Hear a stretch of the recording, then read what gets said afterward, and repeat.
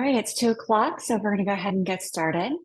My name is Beth Azan. I'm manager of junior competition for USTA Missouri Valley, and joining me today is Caitee Margenthaler, and she is the junior coordinator for our section as well. And I butchered that, sorry, Caitee. But Caitee was brought on in was it April, May? April. No, end of March. April. Wow, Yeah. time is just speeding up quickly.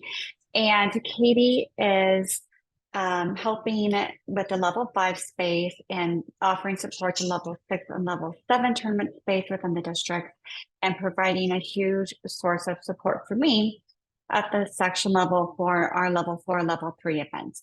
But primarily today, what we want to talk about are the team events. We have 5 that are available to our players, 4 within our section and 1 which is a national team event. But team events are great, but they can be a little bit tricky. So we wanted to provide this opportunity for just to provide a little bit more education around the team event space, the different formats that you will see within our section team events and at the national level. But before we do that, I wanted to jump in to why team events are important.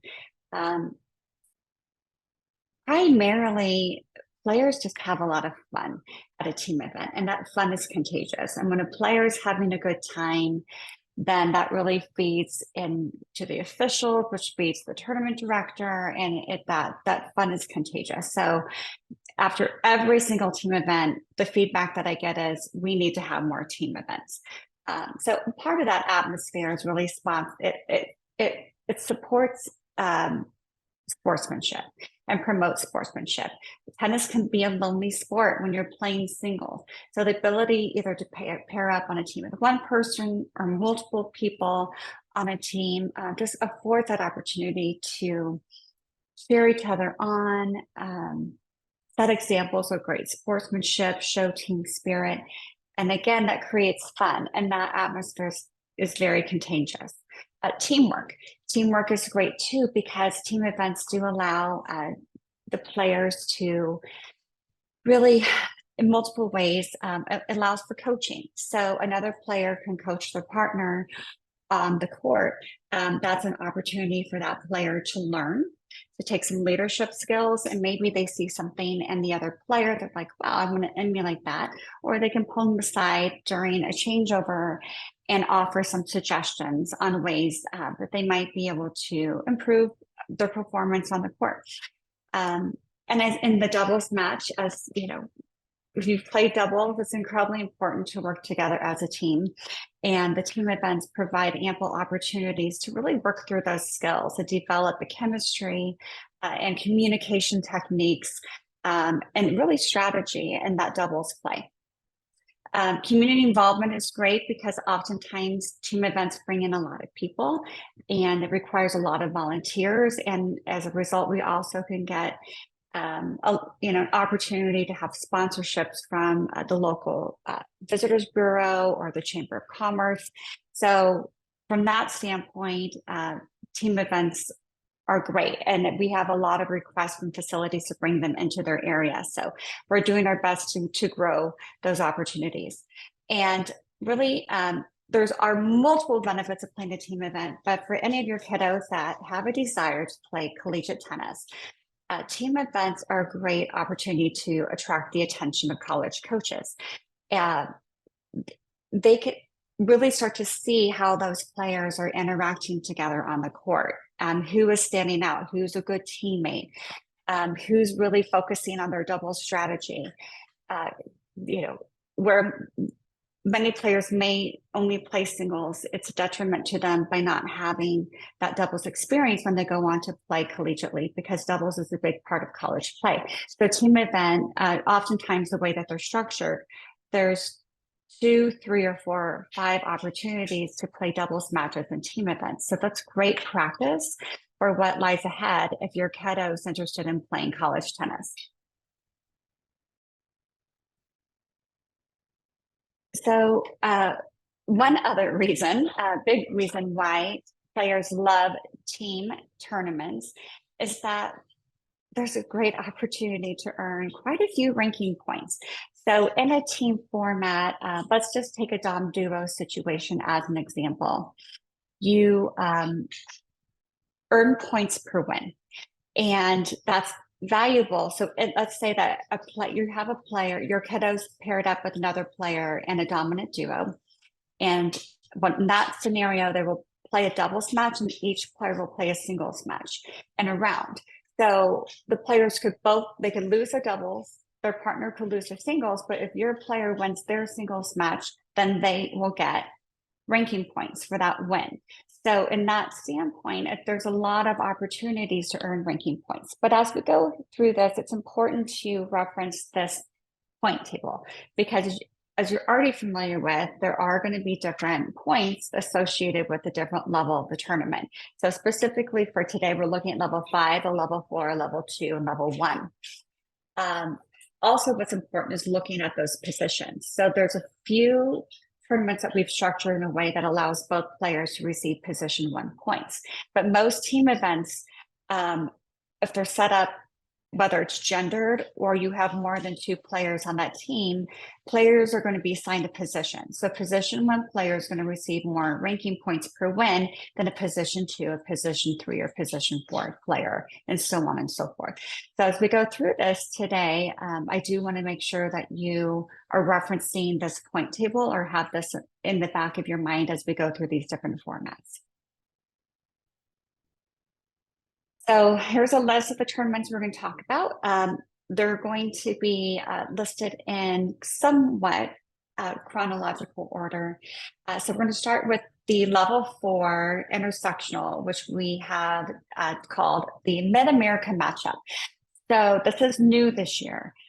This is a tournament that the National Junior Competition Committee approved for the sections to host. That was about last October, November. So we scrambled to get together with other sections to put this on. So we are pairing up with USTA Middle States, USTA Mid-Atlantic, USTA Missouri Valley, and USTA Midwest. This tournament is going to be held June 28th through 30th, and that entry deadline is next Wednesday. Now, as we go through, every section was able to decide the format that they want to run.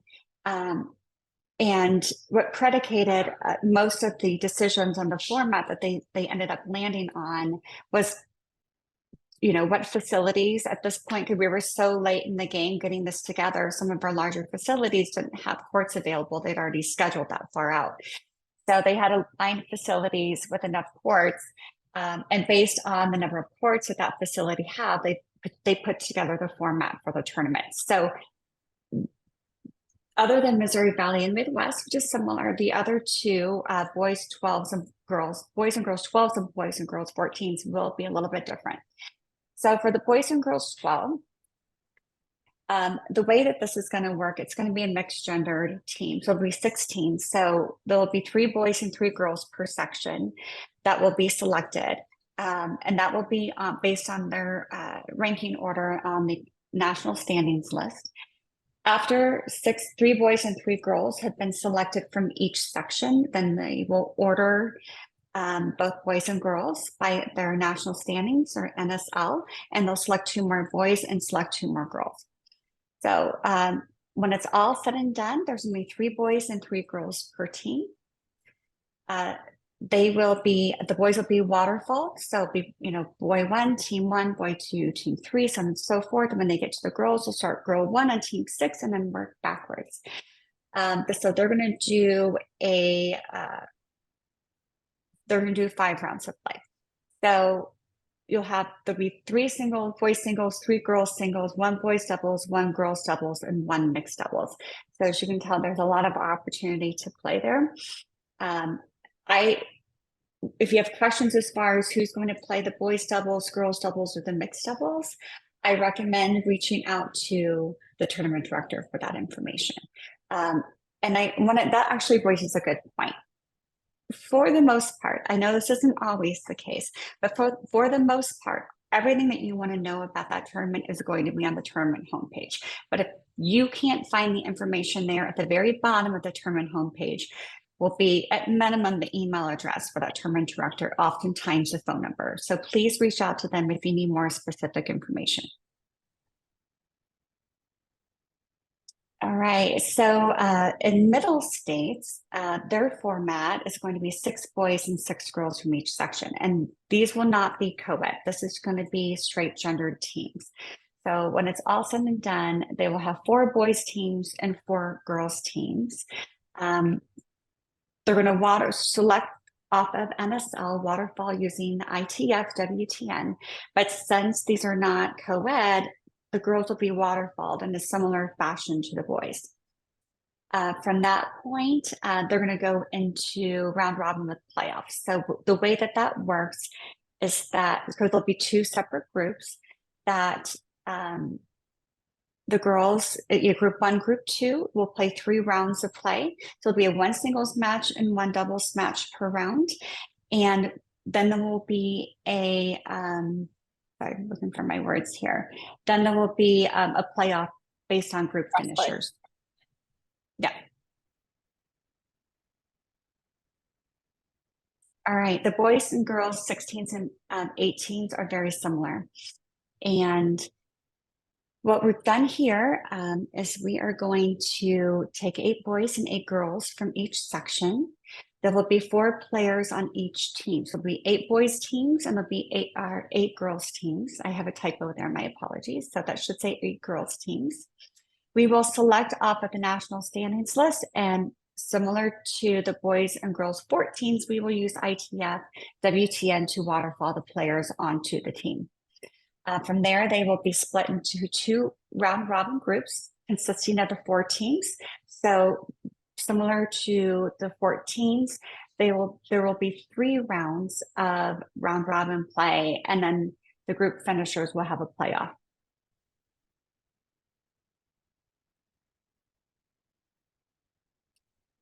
So at this point, I'm going to turn this over to Caitee, and I'm going to get a sip of water. Hey guys. So the Missouri Valley, we're hosting, 2 level 5 dominant duo tournaments this year. First one's July 6th through 8th. Boys and girls 12s and 14s are being in St. Louis at Dwight Davis, and the boys and girls 16s, 18s are going to be in Lincoln at Woods. And then again, same thing will be happening in August 2nd through 4th. Crossover in Cooper and Topeka and Springfield. So, the mixed level dominant duel is kind of cool. We're gonna have a total of 8 teams at each tournament, so a total of 16 players. They're dominant duo teams, so you'll have teams of 2, 1 boy and 1 girl per team. And then so this is the tournament where Beth was talking about how everybody gets to have number 1 points, that first position points, which is kind of cool.